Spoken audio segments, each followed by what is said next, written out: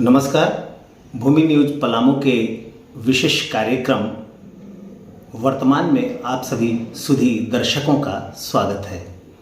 वर्तमान में हम बातचीत कर रहे हैं पर्यावरण के बारे में। पर्यावरण से मतलब जो हमारे चारों तरफ जो आवरण है, यानी जो हमारे सराउंडिंग्स में है, उसमें अगर असंतुलन पैदा हो जाता है तो पूरा मानव जगत ही नहीं, पूरा जीव जगत परेशान होता है। और जब जीव जगत परेशान होगा तो बहुत सारी परेशानियां सामने आएंगी। तो आज बातचीत के लिए हमारे साथ उपस्थित हैं वनस्पति विज्ञान के व्याख्याता डॉक्टर HB जारूहार। स्वागत है आपका इस कार्यक्रम में। आपके सभी दर्शकों को मेरा नमस्कार जी, बहुत बहुत शुक्रिया। मैं आपसे जानना चाहता हूँ कि अभी जिस प्रकार से हम विकास की दौड़ में हैं और जिस प्रकार से विकास कर रहे हैं, यह विकास ज़्यादा नहीं बल्कि विकास से ज़्यादा हमें विनाश सा महसूस हो रहा है और पर्यावरण जो है खतरे में है। और पर्यावरण के खतरे से कौन कौन से खतरा मानव जगत को झेलना पड़ेगा और पूरे जीव जगत को झेलना पड़ेगा। जी, आपका प्रश्न तो बहुत ही समसामयिक है और ये लगभग 50 साल से जी 50 साल से ये समस्या हम लोग महसूस कर रहे हैं। जी पृथ्वी पर जो भी मनुष्य की कार्यशैली है जी वो हमेशा से विकास की ओर ही रही है और मनुष्य का प्रकृति है कि वो आगे बढ़ेगा ही बढ़ेगा। तो प्रकृति के साथ साथ जब हम बढ़ते हैं तो प्रकृति को उसके साथ चलना पड़ता है। प्रकृति जो है वो एक हमारे साथ ही पेस बना के चलती है जी। ऐसा नहीं है कि हम ही से बढ़ रहे हैं, प्रकृति भी मेरे साथ चलती है, वो अपने आप को एडजस्ट कर लेती है। लेकिन हर चीज का एक क्षमता होता है जी। जैसे एक व्यक्ति का कमाने का क्षमता होता है जी। अगर आप 1000 रुपया कमाते हैं तो आपको 1000 कमाने में 1000 ही खर्च करना है जी। अगर आप 1000 कमाएंगे और 10,000 का खर्चा बनाएंगे जी। तो फिर परेशानी आप ही को होगी ना। जी जी आज का दौर यही है। जी। हम लोग बहुत तेजी से गति कर रहे हैं, विकसित हो रहे हैं और उस गति से जो पर्यावरण है उसको कोप अप नहीं कर पा रहा है, उसके साथ चल नहीं पा रहा है जी। और इसके कारण से खतरा महसूस हो रहा है। तो ये जब समझा गया 50 साल पहले, तो लगभग ये बात विश्व जगत में आई। जब यूएन में बात पहुंची तो यूएन ने एक कमेटी बना के स्टडी की और उसने कहा कि भाई इस तरीके से गति जो बढ़ रहा है उसको रोकने का क्या उपाय है। तो लोगों ने, एक्सपर्ट जो इकोलॉजिस्ट है, उन्होंने सस्टेनेबल डेवलपमेंट की बात करी। जी। ये सस्टेनेबल डेवलपमेंट ऐसा है जो कि आपका विकास भी करिए और साथ साथ उसके फ्यूचर के लिए भी आप तैयार रहिए। जी। ठीक है, आप अपने तो विकास करिए और संसाधन को उतना बचा के रखिए कि आने वाली पीढ़ी भी उसका उपयोग कर सके, सस्टेन कर सके। जी। तो ये सस्टेनेबल डेवलपमेंट की परिकल्पना है जो अब लोगों को महसूस हो रही है कि इसकी अति आवश्यकता है। जी। तो खतरा कम होगा। खतरा ऐसा नहीं है कि है, लेकिन खतरा होगा, कम होगा, धीरे धीरे होगा और धीरे धीरे होगा तो ये धीरे धीरे प्रकृति भी उसको सस्टेन कर लेगा। जी। ठीक है, तो ज़्यादा समय तक ये टिकाऊ होगा, ये टिकाऊ संरचना बनेगी, हमारा विकास भी टिकाऊ होगा। तो सारा का सारा दारोमदार हमारे ऊपर डिपेंड करता है जी। कि हम कैसे प्रकृति का दोहन करें और प्रकृति के साथ चलें। यहाँ आके हम आपसे एक बात और जानना चाहेंगे कि विकास की बात राजनीति भी करती है, विकास की बात हमारा विज्ञान भी करता है। तो विज्ञान और राजनीति दोनों के बीच कितना सामंजस्य है? हाँ, बिल्कुल सही बात है कि राजनीतिज्ञ जब बात करते हैं विकास की तो विज्ञान के साथ नहीं चलते। यानी अभी की राजनीति विज्ञान के साथ नहीं, वो सिर्फ मनुष्य का कैसे विकास हो जाए, उनका आर्थिक, सामाजिक विकास कैसे हो जाए, बस उस पर ध्यान रखते हैं। अगर यूं कहा जाए कि संस्कृति के साथ भी नहीं चलती है तो कोई अतिशक्ति होगी क्या? संस्कृति के साथ तो खैर राजनीति का कभी तालमेल ही नहीं रहा, नहीं तो हमारी पुरानी संस्कृति आज की संस्कृति से मेल नहीं खाती। ठीक है, हम पहले रहते थे तो धोती पहन के रह जाते थे, आज तो हम सूट बूट पहन के रहते हैं। ये हमारी संस्कृति। अगर आप सूट बूट पहन के नहीं रहते तो बड़ा ही अनकल्चर्ड है, अनकल्चर्ड है, देहाती है, बच्चन है, आपका स्टेटस नहीं है, अपडेट नहीं है, टाई लगा देते हैं तो आप अपडेट हो जाते हैं। तो ये कल्चर हमारा बदल गया क्योंकि हमारे विकास की अवधारणा ही बदल गई। ठीक है, तो विज्ञान के साथ में राजनीति का संबंध नहीं है। विज्ञान का काम ये है कि लोगों को बताए कि आप ये जो कर रहे हैं वो सही है या गलत है, कि वैज्ञानिक आधार पे। और राजनीति का काम है कि उस विचार को अपनाए।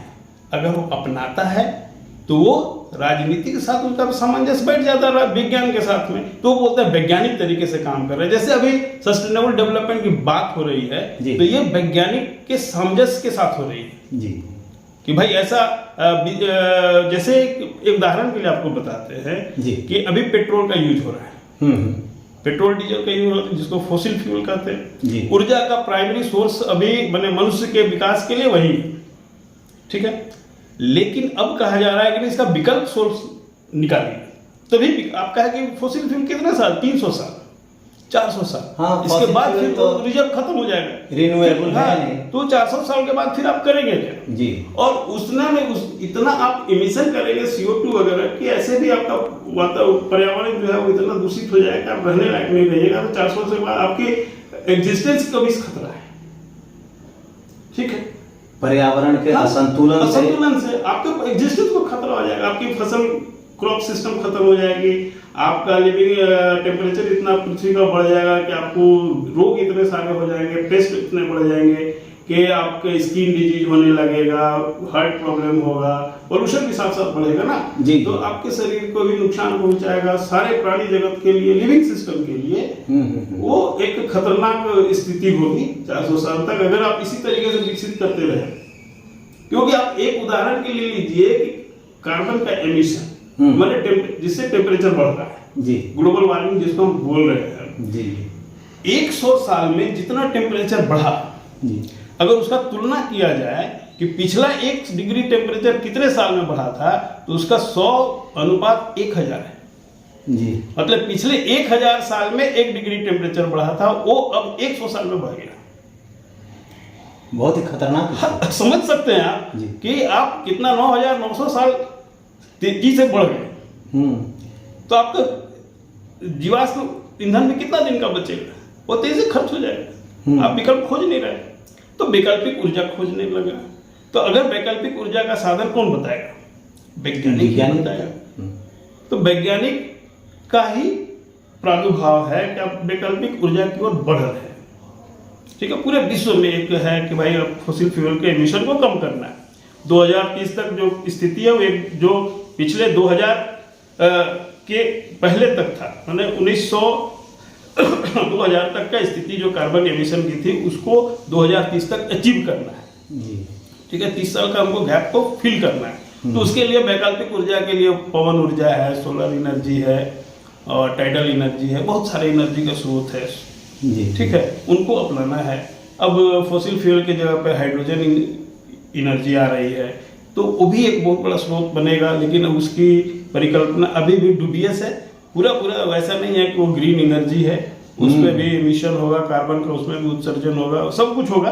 बट अब देखते हैं आगे क्या होता है। वैज्ञानिकों ने ऐसा धारणा दिया है कि अगर फॉसिल फ्यूल को बचाना है तो हाइड्रोजन एनर्जी ले आओ, लेकिन हाइड्रोजन एनर्जी से आपका देश में बनने वाला स्रोत तो है, लेकिन उसके लिए भी फॉसिल एनर्जी होगी, खर्चा कम होगा, लेकिन ऊर्जा फॉसिल ऊर्जा उसमें भी खत्म होगी। फिलहाल पर्यावरण की सुरक्षा के लिए और पर्यावरण के संरक्षण के लिए क्या अस्थायी निदान हो सकते हैं, अस्थायी और स्थानीय निदान?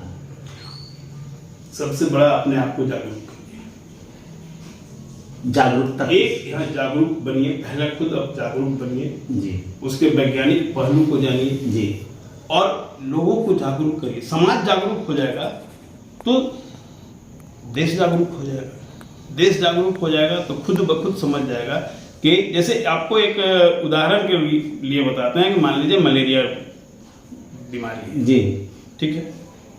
मलेरिया कैसे होता है पहले लोगों को पता नहीं था। हर सीजन में लोग मलेरिया से बुखार से ग्रसित होते थे, मरते थे। धीरे धीरे लोगों को पता चला कि मलेरिया के लिए मच्छर जिम्मेवार है। तो हुआ कि भाई मच्छर को मारो, इंसेक्टिसाइड से मच्छर को मारा गया, तो इंसेक्टिसाइड से पॉल्यूशन बढ़ गया। इंसेक्टिसाइड के दुष्प्रभाव को रोकने के लिए क्या हुआ कि भाई उसको पता करो कि मच्छर पलते कहाँ है, उनको बंद करो, तो पानी को जमाव को रोकना है। तो पानी का जमाव रुकने लगा तो मच्छर कम होंगे, मच्छर कम होंगे तो मलेरिया का प्रकोप पहले की तुलना में तो जरूर कम हुआ, अभी भी ऐसा नहीं है कि खत्म हो गया, क्योंकि जागरूकता शहरों में कुछ 10% है और गाँव में 90% अभी भी अजागरूकता है। जी। उसी तरीके अन्य अलग अलग रोगों की भी बारे में यही कहा जा सकता है कि जागरूकता अगर होगी तो पर्यावरण के बारे में भी लोग जागरूक हो जाएंगे, तो अस्थायी निदान आएगा।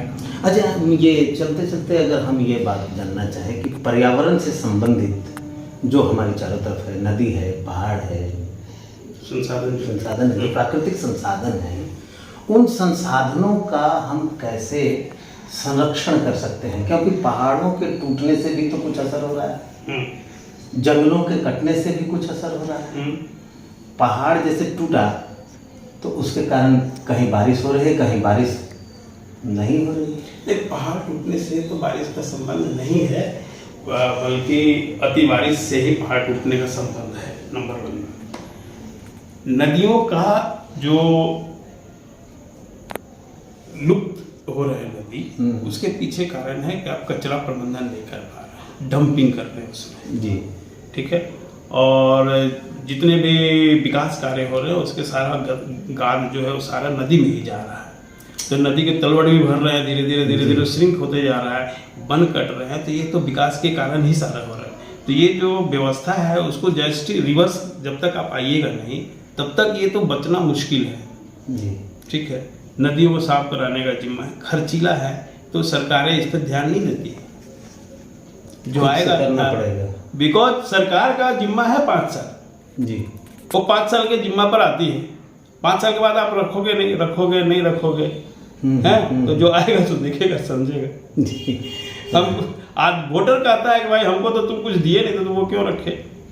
जी, तो विकास जब तक करेगा तो आपको कुछ मिलेगा नहीं जी, है। तो ये चीज हो जाता है, इसलिए राजनीतिक रूप से लोग अलर्ट नहीं है पर्यावरण को क्या करना। इंटरनेशनल ऑब्लिगेशंस आता है तभी सरकारें उसके लिए कुछ कानून बनाती है, कानून का फॉलो नहीं होता है। कोई कानून का आपको पता भी है कि वन संरक्षण के लिए कौन कौन सा कानून भारत देश में बना है? लोगों को पता ही नहीं है। अब वो धड़ल्ले से उल्लंघन करते हैं, इन्फोर्समेंट भी नहीं करते, क्योंकि अगर इन्फोर्स करेगी तो सरकार कहेगी तो बहुत बेकार सरकार है, देखो जेल में डाल दे रहा है, हम अपना पेड़ काट दिए तो जेल में डाल दिया हमको है। इस तरह की बातें कई तरह की है। तो सब सरकार भी जो कानून तो बना देती है इंटरनेशनल ऑब्लिगेशन में, लेकिन उसको इम्प्लीमेंट सही ढंग से नहीं कर पाती है। इसके कारण भी बहुत सारे पर्यावरण को नुकसान हो रहा है। जी, बहुत बहुत शुक्रिया, आपने बहुत ही महत्वपूर्ण समय दिया, इसके लिए एक बार पुनः धन्यवाद। अभी आपने सुना कि किस प्रकार से पर्यावरण, जबकि हमारे जीवन के लिए बहुत ही जरूरी है कि पर्यावरण की सुरक्षा की जाए, लेकिन उसके प्रति जागरूकता ना मात्र की है। जैसा कि अभी हमारे डॉक्टर HB साहब ने बताया कि 10% ही शहरों में जागरूकता है और 90% गांव के लोग तो अजागरूक ही हैं। ऐसी स्थिति में हम पर्यावरण की सुरक्षा नहीं करेंगे और पर्यावरण के प्रति जागरूक नहीं होंगे तो हम उसके विनाश, अपने विनाश को झेलने के लिए तैयार रहना होगा। आज के लिए बस इतना ही। फिर मुलाकात होगी अगले कार्यक्रम में किसी नए विद्वत जन से मुलाकात के साथ। धन्यवाद।